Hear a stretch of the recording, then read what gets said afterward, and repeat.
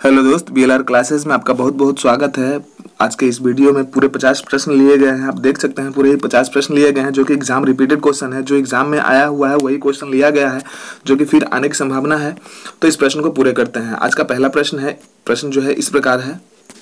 सन 2012 में के ओलंपिक खेलों में कांस्य पदक जीतने वाली साइना नेहवाल का संबंध किस खेल से है? बैडमिंटन से है। 2012 में साइना नेहवाल ने ओलंपिक खेलों में कांस्य पदक जीती थी और उनका जो जिस खेल में जीती थी, बैडमिंटन खेल में जीती थी। भारत ने ओलंपिक खेलों में पहली बार किस वर्ष भाग लिया था? भारत ने ओलंपिक खेल में सर्वप्रथम किस वर्ष भाग लिया था? तो सन 1900 ईस्वी में सर्वप्रथम भारत ने ओलंपिक खेलों में भाग लिया था। सन 2020 में ओलंपिक खेल कहाँ हुए? सन 2020 में ओलंपिक खेल जो हुए कहाँ हुए थे? टोक्यो में, वो जो कि जापान में स्थित है। ओलंपिक ध्वज में कितने गोले होते हैं? ओलंपिक ध्वज में कितने गोले? कुछ पे 5-10 जो प्रश्न है सर्वप्रथम जो ओलंपिक से लिए गए हैं, इंपॉर्टेंट क्वेश्चन आता है इसके वजह से। ओलंपिक ध्वज में कितने गोले होते हैं? तो 5 गोले होते हैं। ओलंपिक में 5 गोले होते हैं। उसके जो सफेद जो उसका जो ध्वज होता है उस पर 5 गोले दिए हुए होते हैं। और ये सब जो है किसकी ओर इंगित करता है, किस चीज का इंडिकेशन है, ये भी जान लेते हैं। ओलंपिक ध्वज में एक सफेद पृष्ठभूमि, जो उसका जो जिस कपड़ा पे जो पृष्ठभूमि जो होता है उससे 5 गोले होते हैं, वो किस चीज को दर्शाता है उसके बारे में देख लेंगे। पृष्ठभूमि है और इसमें 5 गोले होते हैं। रंग जो होता है पांचों का नीला होता है, पीला, काला, हरा और लाल होता है। नीला रंग यूरोप के लिए, पीला रंग एशिया के लिए, काला रंग अफ्रीका के लिए, हरा रंग ऑस्ट्रेलिया के लिए या फिर ओशिनिया के लिए है, ओशिनिया के लिए, और लाल रंग अमेरिका के लिए। अफ्रीका के लिए काला रंग इसलिए लिया गया है क्योंकि वह पिछड़ा और अति गरीब है, इसके वजह से अफ्रीका के लिए काला रंग लिया गया है। एक ओलंपिक में सर्वाधिक स्वर्ण पदक जीतने वाली जो खिलाड़ी है जो खिलाड़ी है माइकल फेल्प्स है। तो माइकल फेल्प्स ओलंपिक में जो सर्वाधिक जीतने वाले जो स्वर्ण पदक है वो माइकल फेल्प्स है। ये एक तैराक है, अमेरिका से बिलोंग करते हैं। ये एक तैराक है, इनके बारे में थोड़ा सा जान लो। माइकल फेल्प्स एक अमेरिकी तैराक हैं और 23 ओलंपिक स्वर्ण अपने आप में रिकॉर्ड है। 23 ओलंपिक स्वर्ण। ओलंपिक बहुत ही बड़ा गेम माना जाता है। पदक विजेता है कि वर्तमान में उनके नाम तैराक के 4 विश्व कीर्तिमान हैं। अंतर्राष्ट्रीय ओलंपिक समिति का मुख्यालय कहाँ है? अंतर्राष्ट्रीय ओलंपिक समिति का मुख्यालय लुसाने, जो कि स्विट्जरलैंड में स्थित है। स्विट्जरलैंड में। सन 2012 में ओलंपिक खेल कहाँ हुए? सन 2012 में ओलंपिक खेल कहाँ हुए? लंदन में हुए थे। भारत ने किस खेल में ओलंपिक खेलों में 8 बार स्वर्ण पदक जीता था? लगातार 8 बार भारत ने स्वर्ण पदक जीता था ओलंपिक में। वो हॉकी खेल में था। भारत का जो हॉकी में सर्वप्रथम जो प्रदर्शन रहता था वो ठीक ठाक रहता था, उसके वजह से इन्हें हॉकी में स्वर्ण पदक मिल जाता था और अच्छे खेलते भी थे। भारत ने आखिरी बार हॉकी में स्वर्ण पदक कब और कहाँ जीता था?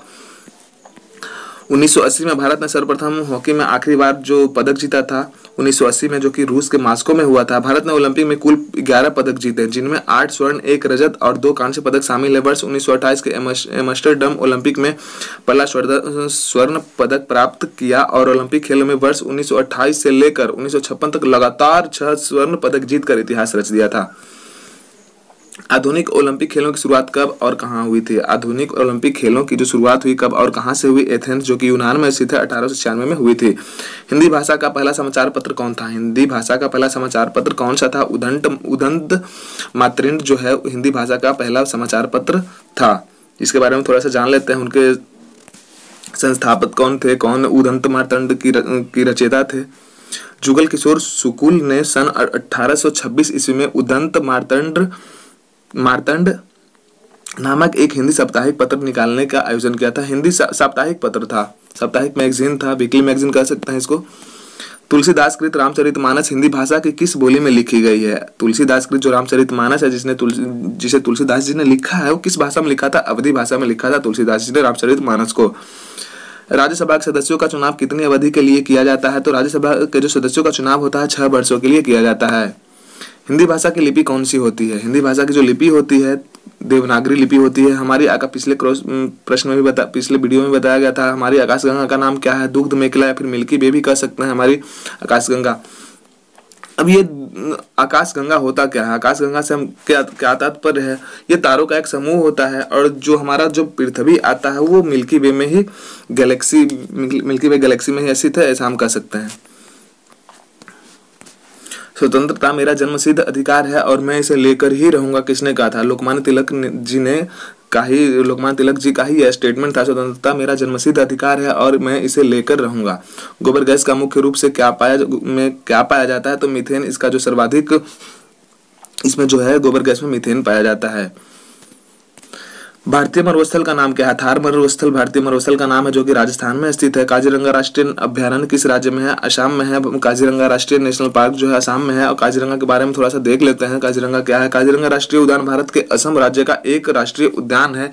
यह उद्यान एक सींगी गैंडा के लिए किया गया, एक सींग के गैंडा के लिए विशेष रूप से प्रसिद्ध है। निम्न में से कौन सी धातु बिजली की सबसे अधिक सुचालक होती है? निम्न में से कौन सी धातु बिजली की सबसे अधिक सुचालक होती है? चांदी जो धातु जो होती है बिजली के लिए सबसे उपयोगी होता है। किस देश की स्थल सीमा सर्वाधिक देशों के साथ लगती है? किस देश की स्थलीय सीमा सर्वाधिक देशों के साथ लगती है? तो चीन का जो सीमा सर्वाधिक देशों के साथ लगता है और 14 कंट्रीज के साथ में बॉर्डर शेयर करता है। 14 कंट्री के साथ में बॉर्डर शेयर करता है चीन। बैरोमीटर के पठन में तेजी से गिरावट किस बात का सूचक है? तूफान आने का सूचक होता है। बैरोमीटर का अगर जो पाठ्यांक जो तेजी से नीचे जा रहा हो तो तूफान आने की संभावना बढ़ जाती है।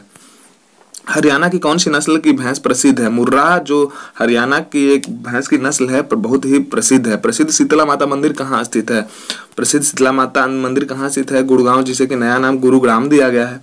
सन 2016 में ओलंपिक खेल कहाँ हुए? रियो डी जेनेरियो में सन 2016 में ओलंपिक खेल हुए, जो कि ब्राजील में स्थित है। अंतर्राष्ट्रीय मानव अधिकार दिवस कब मनाया जाता है? 10 दिसंबर को अंतर्राष्ट्रीय मानव अधिकार दिवस मनाया जाता है।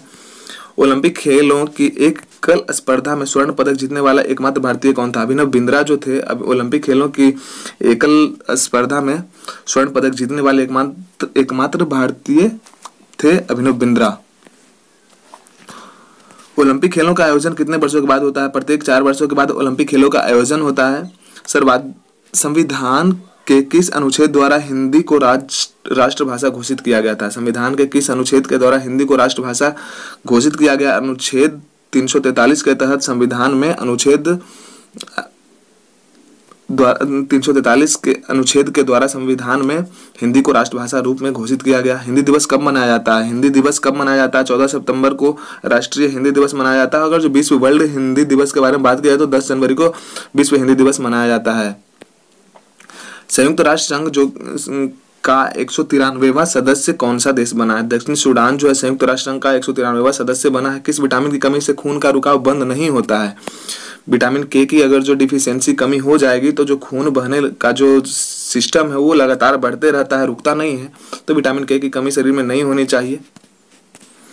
संयुक्त राष्ट्र महासभा में हिंदी में भाषण देने वाले भारतीय व्यक्ति कौन थे? संयुक्त राष्ट्र सभा में हिंदी में भाषण देने वाले प्रथम भारतीय कौन थे? अटल बिहारी वाजपेयी जो थे।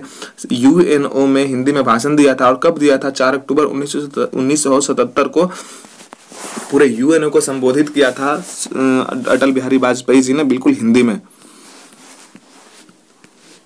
संयुक्त राष्ट्र संघ सुरक्षा परिषद के अस्थायी सदस्य कितने वर्षों के लिए चुने जाते हैं? तो 2 वर्ष के लिए संयुक्त राष्ट्र संघ के जो सुरक्षा परिषद के अस्थायी सदस्य होते हैं 2 वर्षों के लिए चुने जाते हैं।